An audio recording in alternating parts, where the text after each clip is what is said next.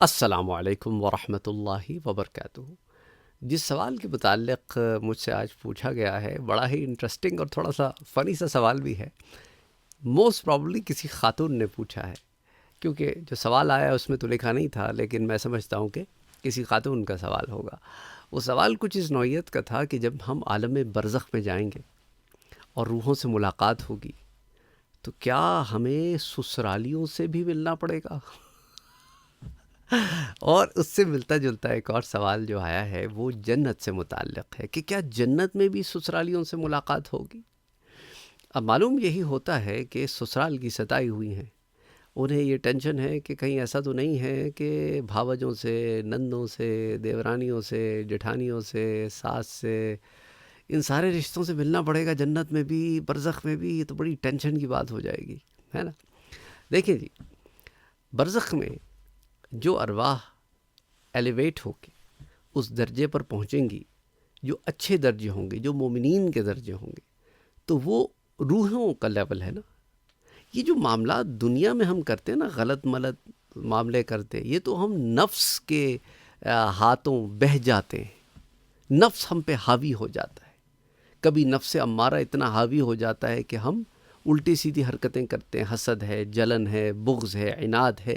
یہ روحانی مسائل ہی نہیں ہیں، یہ رذائل اخلاقیہ کے جو مسئلے ہیں، یہ نفس کے مسئلے ہیں۔ جب ہم برزخ میں ہوں گے تو نفس تو ہے ہی نہیں ساتھ۔ اچھا، اور جنت میں جب داخل ہوں گے تو سارے معاملے میدان حشر میں رفع دفع کر کے جنت میں داخل ہوں گے۔ تو جب سارے مسئلے رفع دفع کر کے جنت میں داخل ہوں گے تو سارے جنتی ایک دل پر ہوں گے، کسی کی کسی سے کوئی چپ خلش، کوئی رنجش، کوئی بغض، کوئی عناد، یہ کچھ ہوگا ہی نہیں۔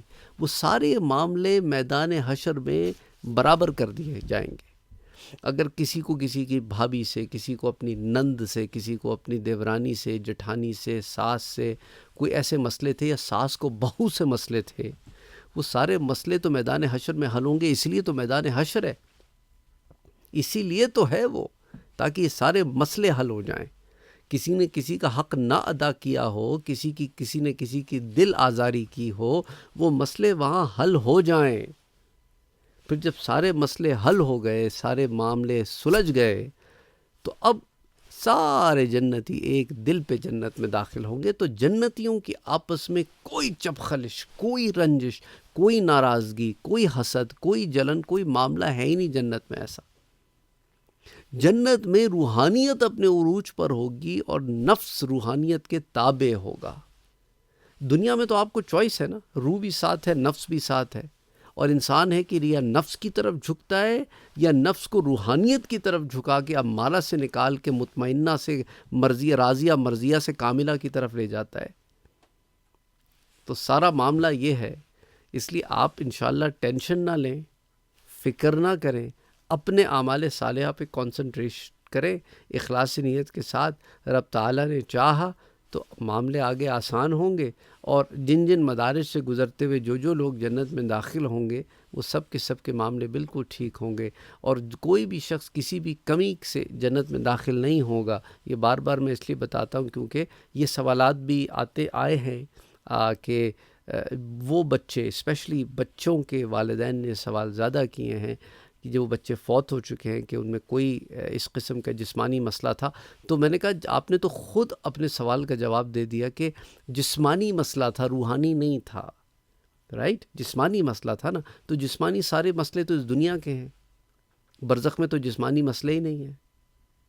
سمجھ آ رہی ہے بات؟ اور وہ کہتے ہیں جی قبر کھودتے ہیں تو کیا بچوں کی صحیح سالم رہتی ہے؟ نہیں، کوئی ضروری نہیں ہے، بچوں پر بھی وہی دورانیہ گزرتا ہے۔ دیکھیں، قبر میں جسم کا صحیح سالم رہنا یا نہ رہنا ان بچوں کے سرخرو ہونے سے کوئی تعلق نہیں ہے اس بات کا، کیونکہ وہ نابالغ ہیں، ان پر تو قلم ہی نہیں اٹھا۔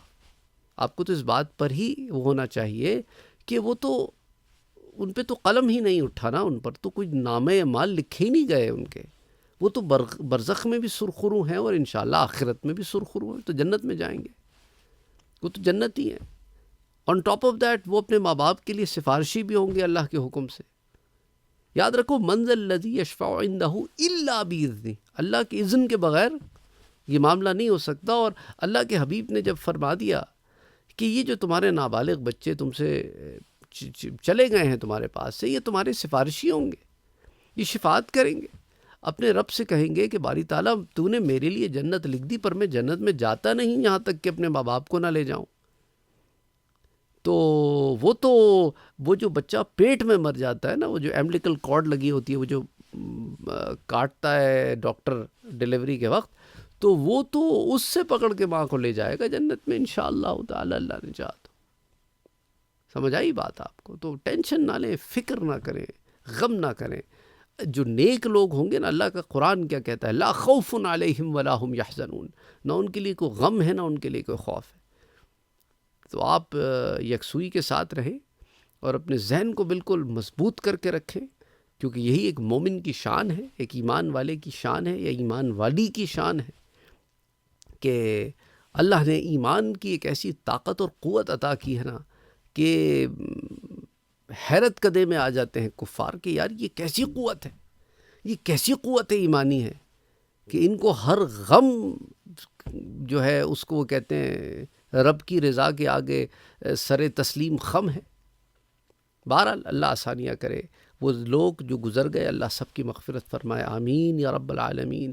جو ہیں اللہ ان کے گناہوں کی بخشش فرمائے، آمین۔ اللہم صلی علی محمد وعلی آل محمد۔